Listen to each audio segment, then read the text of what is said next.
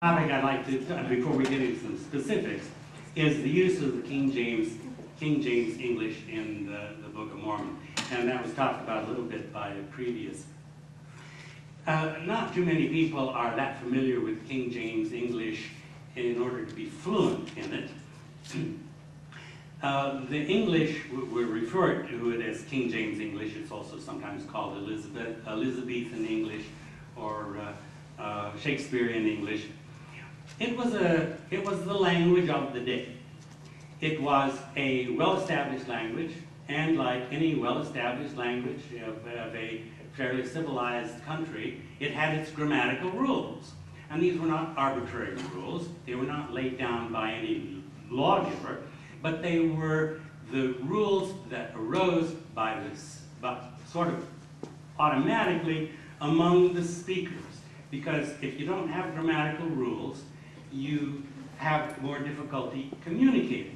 And there were rules in King James English. For example, in King James English, there were both a singular and a plural form for the words that meant the person or persons you were speaking to. And the forms differed as to whether the word was being used as a subject of a verb or as the object of a verb or a preposition. And in the singular, the words were thou, and it always had the verb ending, well, almost all verbs, there are a few exceptions, almost always had the ending st, like thou goest, thou seest, thou knowest. The object form of that word was thee. The plurals were ye, if it was the subject of a verb, like ye are the children of God. Ye know that this is the truth. But if it was the object, then it was you. Now, these were not interchangeable, just as no English speaker who speaks at all correct English would interchange they and them. You cannot interchange ye and you any more than you interchange they and them. For example, if I were to say, them are not good people, you say, where did you go to school?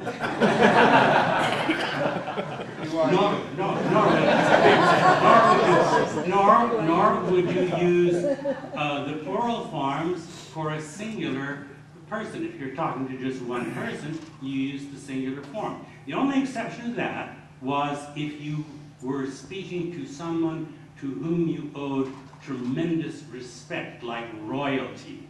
This is started with the royal we, in English, when the royal personage, when the queen speaks, she doesn't say, I am displeased. She would say, we are displeased. It's the royal we, all right? And that took over also with the words for you. So you could use the plural form addressing a singular person if it was a person of great prominence.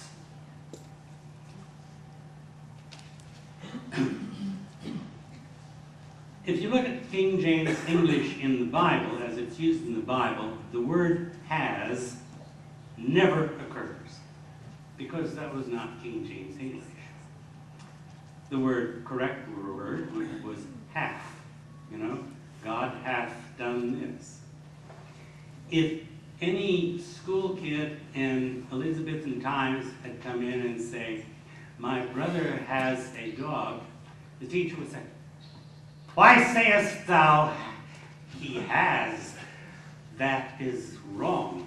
Thou shouldst say he hath a dog. And he'd get probably a few lashes. In the Mormon scriptures, however, the Book of Mormon has 237 occurrences of has, and the Doctrine and Covenants has 134. And it's the same with, whereas the hath occurs sometimes in the Book of Mormon, and sometimes it does not.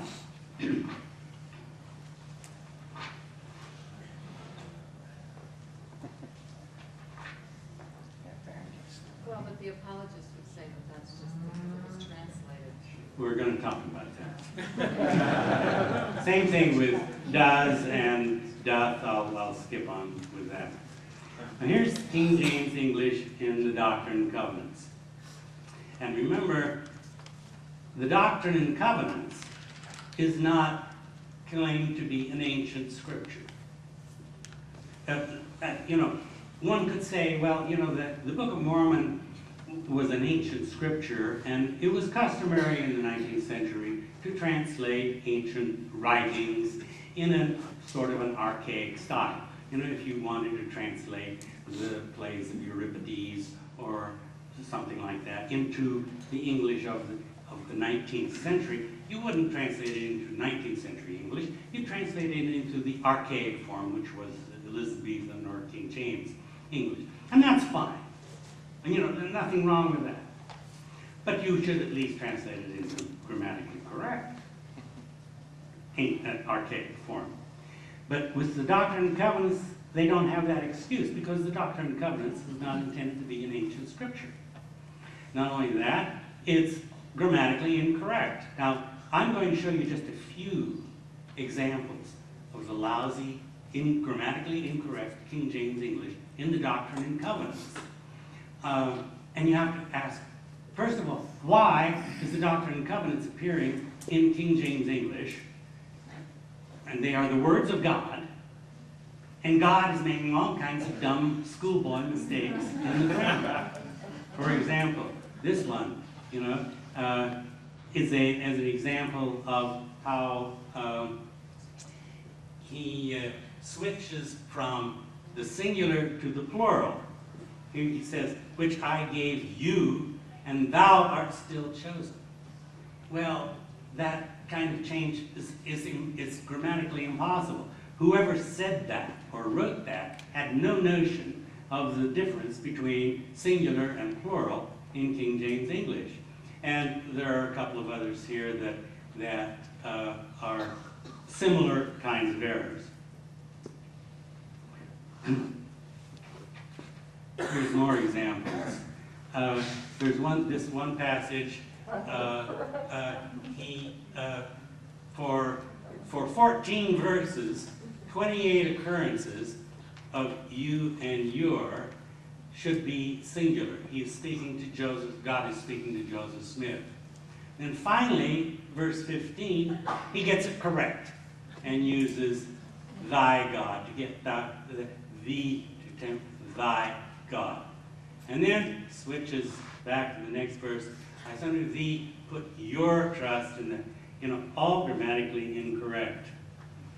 Here's some more mistakes, incorrect use of ye and you.